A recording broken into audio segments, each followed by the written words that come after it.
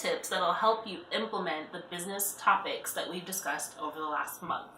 So this month, as a reminder, we've been talking about core competency, and the definition is a capability or advantage that sets your company apart from the rest of the market. So what we wanted to do today is talk to you a little bit about how you can revamp your company by refocusing on its core competencies. So this is really an introspection exercise. If it's just you running the company by yourself, you'd want to sit down and really think through some of these questions. But if it's you and a team, I would suggest sitting down with the core team. Maybe not some of the peripheral employees, but the co-founders or the core team that really got the company up and running. So 3 steps that you can take to really help your company refocus on core competencies. First is ask yourselves, what are the strengths and weaknesses of each member of the core team?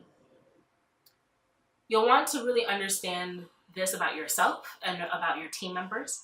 Because essentially what you want to do is make sure that you're creating your business operations around the strengths of the people on your team, right? So if you have people that are really good wordsmiths, make sure that you guys are keeping your marketing in-house and you're leveraging the talents of that person or those people on your team.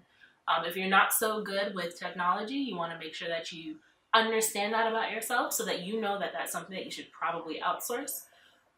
Et cetera, right? And so then after you've been able to identify your strengths, your weaknesses of yourself or your team, then you can decide what should you be doing in-house and what you should be doing out-house. What are you doing right now?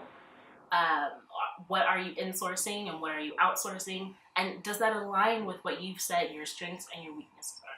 That's the first way to kind of understand what your gaps are, whether or not your core competencies are aligned with the strengths and the weaknesses that you have within your business, or whether or not you've strayed a little bit from them.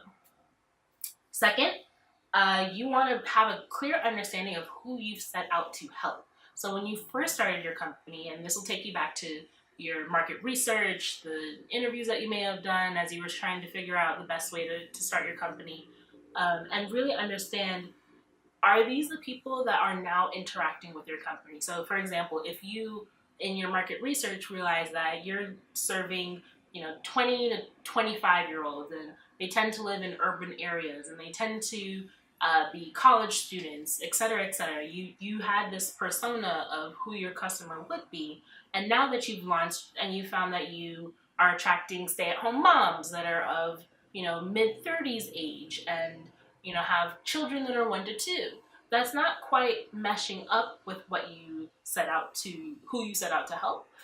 And what I would suggest you do is talk to them. Get a better understanding of what attracted them to your company. And you might uncover some gems about the things that are going well with your business or the things that aren't going so well. Now, mind you, it's okay that you're pulling in other clients than what you expected. But just understanding why there's a disconnect between what you thought who you thought you were going to help and who you ended up actually helping will help you figure out where you may have strayed from your company's core competencies. Last but not least is course correction. So after you've had a chance to assess your team and what they believe their advantages are, assess the people that you've set out to help and whether or not you've actually hit that target market, you can figure out, do you need to go left? Do you need to go right? Do you need to put in a little bit more effort and energy into, say, your HR to create a better culture, to help drive things a little bit better within your company? Or do you need to try and outsource that because that's something that you realize that you're not really doing too well with? And all of this is really just to help you make sure that you're focusing on the things that will let your business transcend to the next level. And it also gives you a bit of peace of mind to know that you are focusing on the things that you have better direct control over, and you're not trying to force yourself so far outside of your wheelhouse or your comfort zone that you end up doing detriment to the entire company. So hopefully these tips help you a little bit. I would love to answer any questions or hear any thoughts that you might have in the comments below. Feel free to leave them. And as always, thank you so much for your time.